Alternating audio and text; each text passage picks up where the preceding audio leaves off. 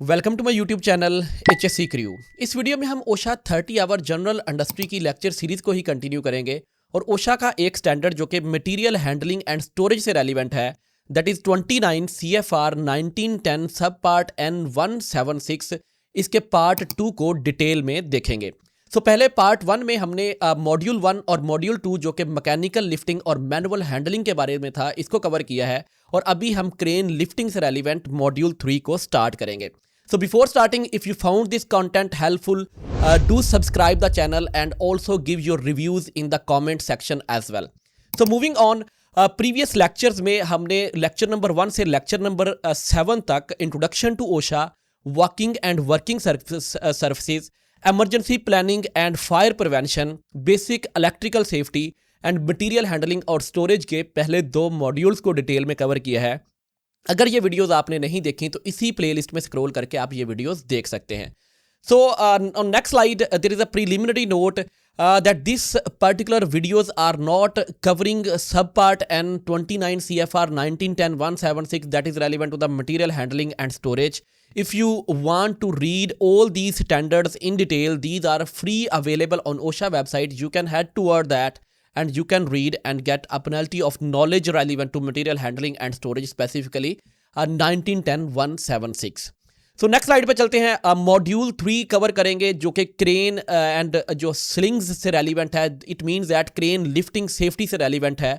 इसको हम डिटेल में कवर करेंगे कि ओशा के standards relevant to the crane lifting और क्रेन सेफ्टी के मतलब क्या कहते हैं, हमें कौन कौन सी प्रिकॉशंस लेनी है जब हम क्रेन लिफ्टिंग कर रहे होंगे या इस तरह की किसी भी एक्टिविटी में इन्वॉल्व होंगे। So first of all, what is crane lifting and rigging? So definition crane lifting की क्या है? Crane lifting and rigging involves hoisting and movement of load to any way around the work site. So simple is that ये एक mechanical equipment है, mighty mechanical equipment होता है जिससे हम मटेरियल को होइस्ट करते हैं या मूव करते हैं। होइस्ट करना मतलब कि अप डाउन करना या एक जगह से दूसरी जगह मूव करने को हम collectively crane lifting and rigging कहते हैं। सो स्पेसिफिकली साइट के ऊपर ऐसे लोड जो कि बल्की होते हैं, जो कि हैवी होते हैं, ह्यूमन एफर्ट से हम उनको एक पॉइंट से दूसरे पॉइंट के ऊपर नहीं लेके जा सकते, उनको अनलोड लोड करने के लिए या एक जगह से दूसरी जगह कैरी करने के लिए हम क्रेन्स को इन्वॉल्व करते हैं और ये एक इंतहाई सेफ्टी क्रिटिकल मशीन है जिसे कहते हैं। और अगर इसमें कोई एक्सीडेंट होता है तो that will lead to catastrophe, जो कि मटेरियल डैमेज कर सकता है, इंजरीज कर सकता है, फैटेलिटीज काज कर सकता है। तो इसलिए हमें जब भी क्रेन लिफ्टिंग एंड रिगिंग की तरफ जाएंगे तो इसमें हम स्पेसिफिकली कंट्रोल मेजर्स लेंगे ताकि इंसिडेंट्स एक्सीडेंट्स को अवॉइड किया जा सके। So again one and other motive for reading this particular standard के किसी भी वर्क साइट पे आप जाएंगे, that will be a construction site, that will be an oil and gas, that will be, I can say that shut down project for any plant. हर जगह पे even warehouses हैं, even mechanical workshops हैं, आपको कहीं ना किसी type की क्रेन्स वहां पे लाजमी नजर आएंगी और इनकी सेफ्टी को मेक श्योर करना इंतहाई इंपॉर्टेंट है to avoid injury, to avoid property damage and to avoid we can say that contamination on the site. So moving on, crane safety essentials की हम सबसे पहले बात करेंगे। So first of all, rated capacity. Overloading can cause equipment collapse, never exceed the crane rated capacity. तो जो crane rated capacity उसको हमने increase, मतलब किसी भी पॉइंट के ऊपर उसको हमने increase नहीं करना। Let's suppose that हमारे पास 100 टन की क्रेन है, लेकिन वो हर पॉइंट के ऊपर 100 टन लोड नहीं उठाएगी। That is for the first boom and that is almost nearby, we can say that to the 90 angle के ऊपर वो इतना लोड उठा सकती है। लेकिन जैसे जैसे बूम लेंथ चेंज होती जाएगी, जैसे जैसे लोड रेडियस चेंज होता जाएगा, मतलब distance of load from the crane जैसे जैसे चेंज होता जाएगा, जितना बूम जो है वो लोअर एंगल के ऊपर आता जाएगा, उतनी क्रेन की कैपेसिटी जो है वो कम होती जाएगी। और डेफिनेटली इसके लिए every crane manufacturer is providing crane lifting load angle chart एक प्रोवाइड किया जाता है। उसके ऊपर हम कैलकुलेशन करते हैं कि लोड कितना है, लोड का डिस्टेंस फ्रॉम क्रेन कितना है, बूम कितना ओपन होगा, इन सब चीज़ों को कैलकुलेट करते हैं रिगर्स स्पेसिफिकली। और देन वो कैलकुलेशन के बाद उनको आइडिया होता है कि इस पर्टिकुलर पॉइंट के ऊपर क्रेन की लिफ्टिंग कैपेसिटी कितनी है।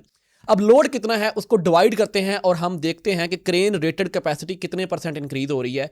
तो हम मेक श्योर करते हैं कि क्रेन जो कैपेसिटी है एनी सर्टन पॉइंट के ऊपर जो है वो 85% से इंक्रीज ना करे। अगर 85% से क्रेन लिफ्टिंग कैपेसिटी इंक्रीज करती है तो उसे हम क्रिटिकल लिफ्टिंग बोलते हैं। So moving on, qualified operator, only thoroughly trained and competent worker may operate the crane. So simple is that, अगर कोई बंदा जिसको क्रेन ऑपरेशन का नॉलेज नहीं है, जिसको क्रेन ऑपरेट करनी नहीं आती, जो कंपिटेंट पर्सन नहीं है, क्वालिफाइड पर्सन नहीं है। अब कंपिटेंट पर्सन कौन होता है? जिसका skill, ability, knowledge, training, education हो, उसे हम कंपिटेंट कहते हैं। क्वालिफाइड क्या होता है? जिसने उस पर्टिकुलर जॉब को परफॉर्म करने के लिए कुछ ट्रेनिंग्स ली हैं और आफ्टर दैट उसने अपना को टेस्ट पास किया या इंटरव्यू पास किया, उसे हम क्वालिफाइड पर्सन कहते हैं। तो क्रेन को ऑपरेट करने के लिए क्वालिफाइड ऑपरेटर का होना जरूरी है। Clear of the load, OSHA 1926 basically these are the standard for construction industry.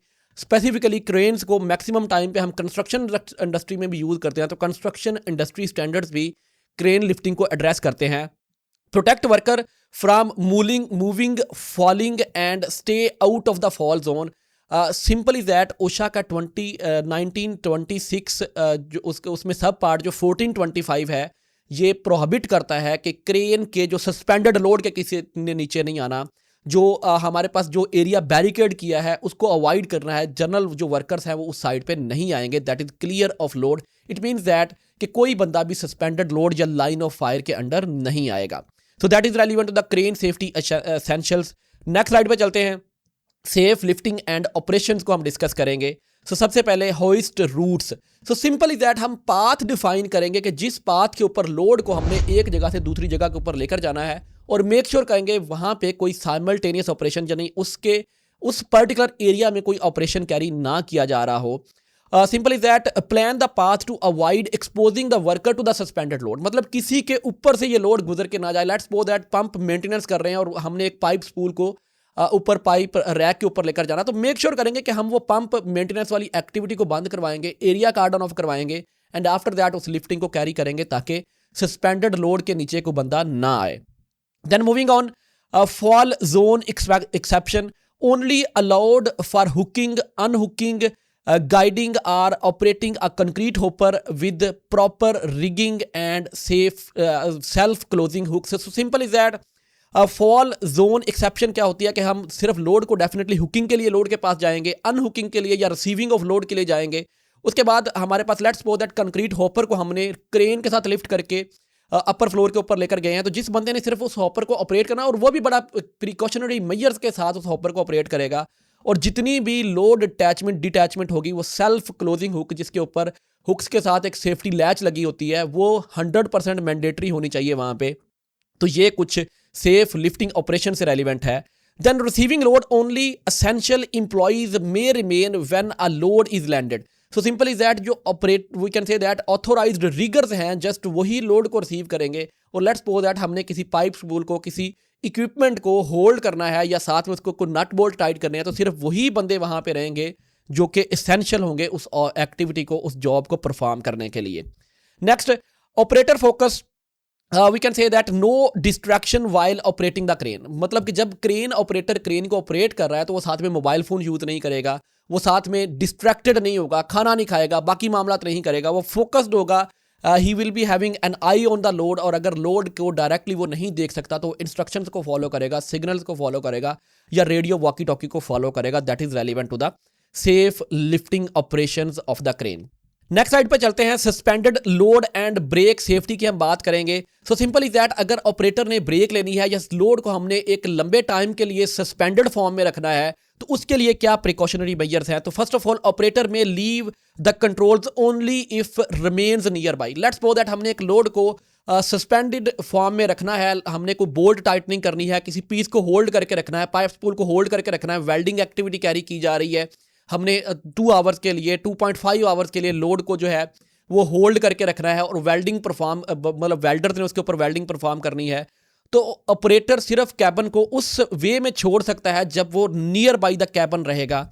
Second is load is held beyond normal duration. मतलब कि 1 घंटे के लिए, 2 घंटे के लिए हमने लोड को सस्पेंडेड फॉर्म में रखना है, तो डेफिनेटली उसके लिए हमें ब्रेक लेनी पड़ेगी ऑपरेटर को। A competent person deems it safe.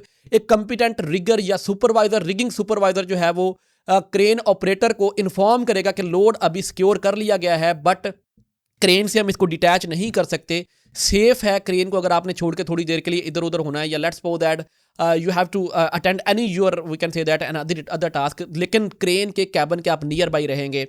Then barricades, caution lines, are in place, definitely area को बैरिकेड करना है, कॉशन लाइंस इन प्लेस होनी चाहिए ताकि पता हो कि क्रेन लिफ्टिंग एक्टिविटी जो है वो कैरी की जा रही है।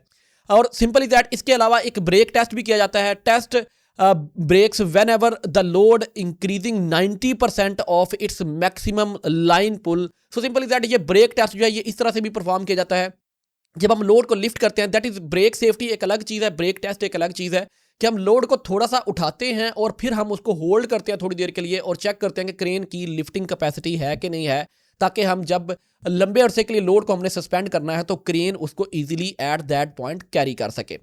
नेक्स्ट स्लाइड पे चलते हैं। Protection against rope detachment. So simple is that, जो क्रेन के ड्रम के ऊपर रोप जो है उसको वाइंड किया जाता है और अनवाइंड किया जाता है हाइड्रोलिकली, तो उसकी डिटैचमेंट को प्रोटेक्ट करने के लिए क्या किया जा सकता है?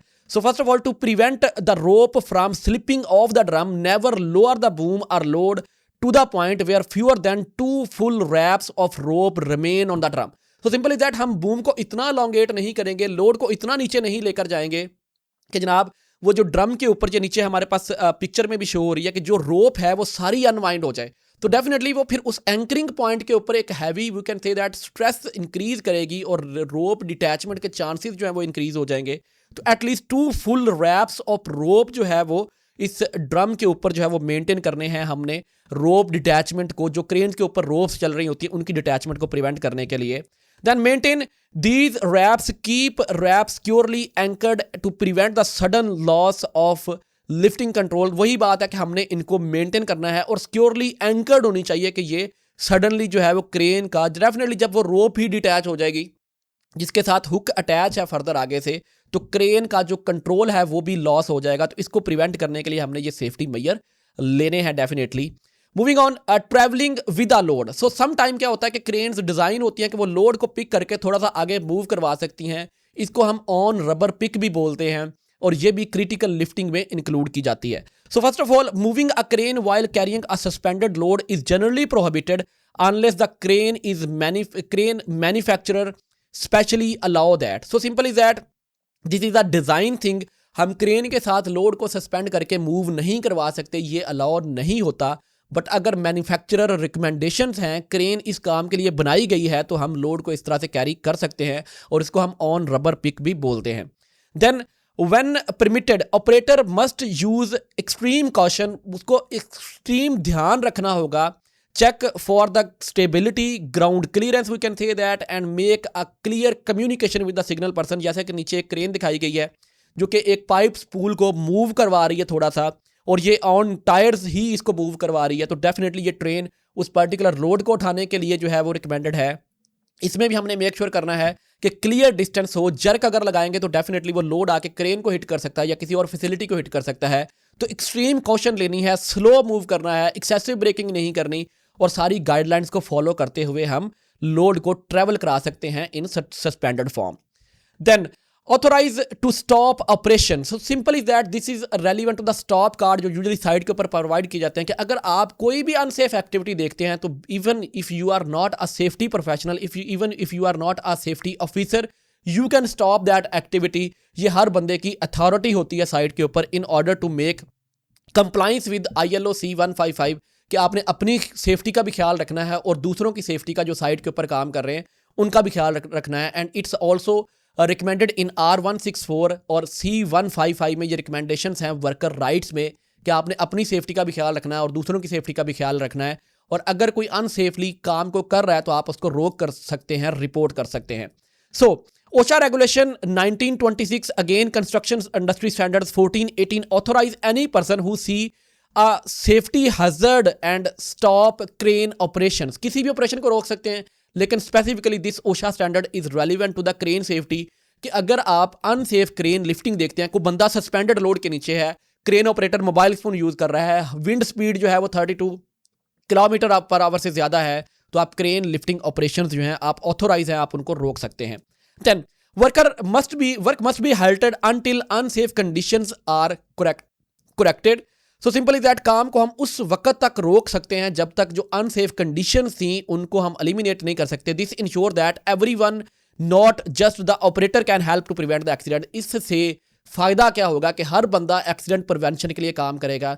सिर्फ ये ऑपरेटर की जिम्मेदारी नहीं है कि क्रेन लिफ्टिंग सेफ्टी को मेंटेन करना, या सेफ्टी ऑफिसर की जिम्मेदारी नहीं है, बल्कि साइट के ऊपर जितने बंदे होंगे वो रिस्पॉन्सिबल होंगे कि क्रेन लिफ्टिंग को सेफ्टी कंप्लीट किया जाए। देन सिग्नल्स की बात कर लेते हैं, या रिगर जो सिग्नल प्रोवाइड करते हैं उनकी बात करते हैं।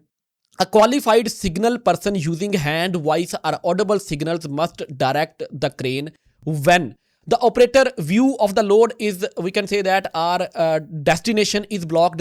लोड जहां से पिक करना है या लोड को हमने दीवार के साइड पे ऊपर रखना है या ओवर द रूफ हमने उसको ड्रॉप करना है, तो उसके लिए सिग्नल, डेफिनेटली सिग्नल या रिगर हर टाइम के ऊपर क्रेन के साथ रहता है, लेकिन इन स्पेशलाइज्ड कंडीशन में 100% हमारे पास रिगर का होना या सिग्नल मैन का होना जरूरी है। Equipment is travelling and operator view is obstructed, definitely उसके लिए फ्लैग मैन होता है या रिगर होता है, उसको भी हम सिग्नल मैन ही कहते हैं। And manufacturer determines signalling is needed for additional safety. अगर मैन्युफैक्चरर या management, basically management is determining, management को लगता है कि इस पर्टिकुलर टास्क में हमें सिग्नल मैन की 100% ज़रूरत है, तो उस केस में भी हम सिग्नल मैन को इन्वॉल्व करेंगे definitely. Then this helps to avoid collision, drop of load and miscommunication. Definitely load को ड्रॉप करने में, इन शॉर्ट आप ये कह लें कि क्रेन एक्सीडेंट्स को प्रिवेंट करने में ये चीज़ हेल्प आउट करेगी। डेफिनेटली प्रॉपर सिग्नलिंग जो है उसको, उससे हम सेफ्टी को इंप्रूव कर सकते हैं। Then moving on, work area control. तो जहां पे हमने लिफ्टिंग करनी है वहां पे हमने क्या क्या कंट्रोल्स लेने हैं। तो first of all train the employ to recognise struck by pinch and crush hazard created by moving और स्विंगिंग लोड। लोड और किसी दीवार के दरमियान में आ जाना, या लोड और किसी ऑब्जेक्ट के दरमियान में आ जाना, that is struck by or pinch और क्रश हैजर्ड, इसका वर्कर्स को अच्छे से आइडिया होना चाहिए। Next, erect and maintain physical barrier or warning lines to keep unauthorized people out of this danger area। सो हम वार्निंग साइनेजेस लगाएंगे, हार्ड बैरिकेशन लगाएंगे, उसके ऊपर वार्निंग टेप्स लगाएंगे, एक साइनेज लगाएंगे कि crane lifting activity is being carried out, ताकि हम जो दूसरे वर्कर्स हैं उनको इन्फॉर्म कर सकते हैं कि ये एरिया जो है वो डेंजर जोन के तौर पे कंसीडर किया जा रहा है। Then if it's not feasible to erect the barrier, अगर किसी भी कंडीशन की सूरत में, लेट्स सपोज दैट हमने सिर्फ 2 मिनट 4 मिनट के लिए क्रेन लिफ्टिंग करनी है और हम या कोई और कंस्ट्रेन है वहाँ पे कि हम वहाँ पे फिजिकल बैरियर एरेक्ट नहीं कर सकते, तो तब हम वहाँ पे एक स्पॉटर जो है, स्पॉटर का बेसिकली काम क्या होगा कि वो वर्बली बताएगा कि आगे क्रेन लिफ्टिंग हो रही है, आप इस एरिया में नहीं जा सकते, उसको स्टैंड बाई मैन करेंगे at the entrance of that particular area, we can say that. तो that's about work area control. Next slide पे मूव करते हैं, स्लिंग सेफ्टी की बात करेंगे। बेसिकली स्लिंग वो होती है जो लोड को हुक के साथ, क्रेन हुक के साथ अटैच करने के लिए यूटिलाइज की जाती है। So slings are used for hoisting, must be appropriate for the job। Common types of the slings क्या क्या हो सकती हैं? चेन स्लिंग्स होती हैं, वायर रोप स्लिंग्स होती हैं, synthetic rope and web slings होती हैं, और मेटल मैश वेब स्लिंग्स होती हैं, फाइबर रोप स्लिंग्स होती हैं। तो इनके अपने कुछ प्रॉज एंड कॉन्स हैं, इनको मैंने डिटेल में एक अलग वीडियो में कवर किया हुआ है। क्रेन सेफ्टी वाली जो लेक्चर सीरीज है उसमें स्लिंगिंग को डेफिनेटली डिटेल में कवर किया है। तो चेन्स जो हैं ये स्ट्रॉन्ग होती हैं और हैवी, और we can say that high temperature loads के लिए हम इनको यूज़ कर सकते हैं। वायर रोप फ्लेक्सिबल होती हैं लेकिन वाइडली यूज़ है, स्ट्रेंथन होती हैं। और उसके बाद वेब स्लिंग्स जो हैं ये कॉमनली यूज स्लिंग्स होती हैं, इनके ऊपर डिफरेंट टन कैपेसिटी होती है, और जितने टन की ये स्लिंग होती है उतनी उसके ऊपर ब्लैक लाइंस होती हैं। ये बिल्कुल राइट वाली पिक्चर में, थर्ड पिक्चर में वेब स्लिंग्स को शो किया गया है। Even we can go for the colour coding के, different colour coding, different we can say that load capacity को जो है वो इसकी डिपिक्ट करती है। तो that's about the sling safety. हमें राइट स्लिंग को सिलेक्ट करना है, और राइट लोड के लिए राइट स्लिंग को अगर सेलेक्ट करेंगे तो डिटैचमेंट और डैमेज ऑफ स्लिंग के जो एक्सीडेंट्स होते हैं उनको हम प्रिवेंट कर सकते हैं। Then moving on, safe lifting practice की हम बात करेंगे। So when preparing a lift with a sling, evaluate size, weight, center of gravity of the load to plan, we can say that to plane balance करने के लिए कि size क्या है, लोड क्या है, सेंटर ऑफ ग्रेविटी क्या है उस लोड की। सेंटर ऑफ ग्रेविटी को नेक्स्ट अपकमिंग स्लाइड पे हम डिटेल में डिस्कस करेंगे। The number of sling legs and their angle. So definitely जैसे जैसे स्लिंग का एंगल स्मॉल होता जाता है उसकी कैपेसिटी रिड्यूस होती जाती है। लेट्स सपोज दैट हमने एक लोड को अटैच किया और स्लिंग का एंगल 60 डिग्री सेंटीग्रेड है, सॉरी डिग्री सेंटीग्रेड 60 डिग्री है बेसिकली डायरेक्टली इस तरह से, तो उसकी एक लिफ्टिंग कैपेसिटी जो है वो ज़्यादा होगी एज कम्पेयर टू अगर हम उसको 30 डिग्री के ऊपर लोअर कर देते हैं तो उसकी कैपेसिटी जो है वो डेफिनेटली कम हो जाएगी।